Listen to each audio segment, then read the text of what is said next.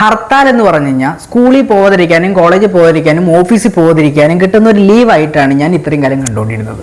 പക്ഷേ ഇന്നത്തെ ഈ ദിവസം ഹർത്താലിൻ്റെ വേറൊരു വശം ഞാൻ കണ്ടു. എന്നെപ്പോലെയുള്ള ഈ വേറൊരു നാട്ടിൽ പോയിട്ട് അവിടെ കുറ്റിയടിച്ച് കിടന്ന് അവിടുത്തെ പുറത്തൂത്ത ഫുഡ് മാത്രം ഡിപ്പെൻഡ് ചെയ്ത് ജീവിക്കുന്ന എന്നെപ്പോലെയുള്ള ആളുകൾക്ക് ഹർത്താൽ എന്ന് പറയുന്നത് ഒരു ഇച്ചിരി പ്രശ്നമുള്ള കാര്യമാണ്. ഞാനിന്ന് ഫുഡ് കഴിക്കാനായിട്ട് പുറത്തിറങ്ങിയപ്പോൾ ഒരു കടവലും തുറന്നിട്ടില്ല. അങ്ങനെ തുറന്ന് കാണുമെന്ന പ്രതീക്ഷയിൽ ഞാൻ പോയത് പൂജപ്പുര സെൻട്രൽ ജയിലിന് തൊട്ടിട്ടുള്ള ക്യാൻറ്റീനിലോട്ടാണ്. അവിടെ പോയപ്പോൾ അവിടെ ഇഷ്ടം പോലെ ആൾക്കാരും തിക്കും തിരക്കും.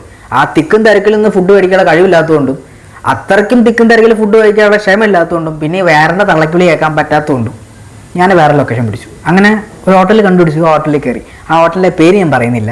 ആ ഹോട്ടലിൽ പോയിട്ട് ഫുഡ് കഴിക്കുന്ന സമയത്ത് അവിടുത്തെ റിസപ്ഷനിലിരിക്കുന്ന ചേച്ചിയുടെ അടുത്ത് ഒരു ചേട്ടൻ ചോദിക്കുന്നുണ്ട്, അല്ല ഈ രാഷ്ട്രീയക്കാരൊക്കെ വന്ന സീനാവില്ലേ? അപ്പോൾ ആ ചേച്ചി പറയുന്നുണ്ട്, എൻ്റെ പൊന്നുചേട്ടാ ഞാൻ പേടിച്ച് അവിടെ നിൽക്കുന്നത്. 2 പോലീസുകാർ വന്നായിരുന്നു. വന്ന സമയത്ത് അവർ പറഞ്ഞു ഇത് അടയ്ക്കണം, ഇത് ആരെങ്കിലും രാഷ്ട്രീയക്കാരും വന്ന് കല്ലെടുത്ത് കഴിഞ്ഞാൽ എന്തായിരിക്കും എന്നൊക്കെ ചോദിച്ചപ്പം ആ ചേച്ചി പറഞ്ഞു, എൻ്റെ പൊന്നു സാറേ എൻ്റെ ഈ ഫുഡ് ഡിപ്പെൻഡ് ചെയ്തിട്ട് കുറച്ച് പേര് ഇവിടെ ഉണ്ട്, കുറച്ച് ഹോസ്റ്റൽ പിള്ളേരൊക്കെ ഉണ്ട്, അവർക്ക് ഞാൻ ഫുഡ് വെച്ച് കൊടുക്കുന്നുണ്ട്. ഞാനിന്ന് കട തുറന്നിട്ടില്ലെങ്കിൽ അവർ പട്ടിണിയാവും. ഈ വിശപ്പിന് മുമ്പിൽ വലിയ ബലപ്പെടുത്തൊന്നുമില്ല. ആ പോലീസുകാർ എന്ത് ചെയ്തെന്ന് അറിയാമോ? അവർ 2 പേരുണ്ടായിരുന്നു.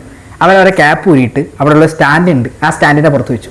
എന്നിട്ട് ചേച്ചിയോട് പറഞ്ഞു, ആരെയും വരികയാണെന്നുണ്ടെങ്കിൽ ഇവിടെ പോലീസുകാർ വന്നിരുന്നു, വന്നിട്ട് നോക്കി പോയതാ പറഞ്ഞാൽ മതി, തെളിവ് കാണിക്കുകയാണെങ്കിൽ തൊപ്പിയെടുത്ത് കാണിച്ചോന്ന് പറഞ്ഞിട്ട് അവർ പോയി. ഈ ഹർത്താൽ എന്ന് പറയുന്നത് അത്ര സുഖമുള്ളൊരു കാര്യമല്ല എന്നുള്ളത് മനസ്സിലാക്കി.